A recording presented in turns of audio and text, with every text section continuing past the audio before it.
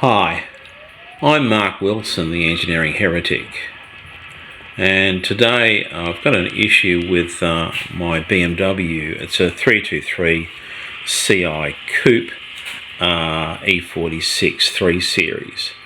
Now this is the right hand door lock actuator, and it's inside something's broken on this, and I have this is the original, and it has this particular lever arm here which actuates the door lock, or the door lock runs in here, but this is the lever handle that unlatches the door.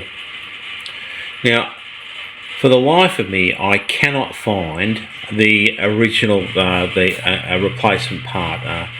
It's a 2000 model, and I can't find this part anywhere in the country, because I'm in Melbourne, Australia, which is a long way from any common dealers and things like that to not Europe or anywhere else in the world. So parts are rare in this part of the world, particularly for such a rare car. It's coming up 24 years old now. Now the next model along, I have got the replacement part for the next model along. I'll just show you what this is here. That's the next model along. The difference, everything else is the same. The plug is the same, everything's the same underneath, the latch position. The drive here is in the same spot. The other one's a die-cast one, but this one's plastic. But the problem is this area here, the door opener latch thing, is a different configuration. Now, that doesn't look like there's much of a change. It looks like just this bongery here is what needs to be changed. And as long as I end up with my latch coming out, I'm going to take the old latch off the other one, that lever, and adapt this to suit this one here. So when I put this up on my surface table, I've got my little height gauge, a little surface gauge there, measuring the height that ends up at, and I'll also take a measurement from the front to this point here, so I get that position in the right spot. The latch actuator thing, the latch pulls on this and basically unlocks and opens the door. But so all I need to do is change this, put this particular bracket on this area here, and probably I can leave this other stuff there. It's not really going to matter. I think it's out of the way anyway. So that's the plan, and everything else looks identical. The lock position, the plug is identical, so I'm kind of thinking that everything underneath is correct. It all looks the same. I've measured the bolt hole positions and everything like that. They are all the same as well. It's just this latch mechanism that's the issue.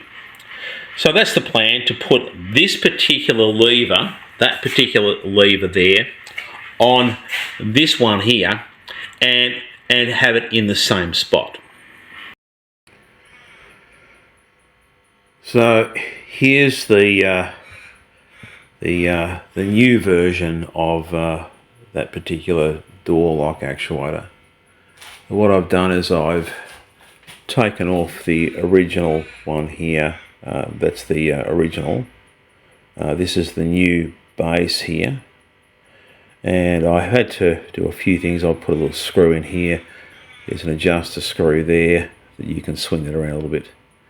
And what I did when I first put this up, I put the old one up, and I had this on my surface table on a couple of blocks, and I had that surface gauge set to that particular point where it is now. So basically it's in the original position that it was before, or at least I hope it is. And that might be a little bit marched up too far that way. I may have to reduce something off that. We'll take a look inside the door and see what happens. But that's what I've come up with. That can probably stay there. That doesn't really, don't think that's going to be in the way. If it is in the way, I'll just cut that off. But this is the Mark II door lock actuator, and let's hope this thing works. So I have this new door lock actuator in place. I did have to play around with it a little bit. It seems to be working okay.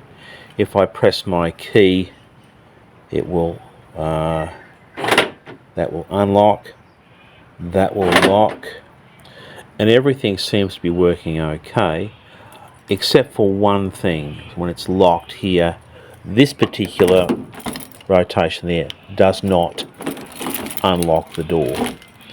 Now, that's something I'll have to live with, I think. I don't really have any other options anyway, but if this fails, I can still press the actuator on the other side, and that will still unlock, and I can still get in from the other side. But the remote key does definitely work, no problem at all. So that unlocks on the other side, that locks it.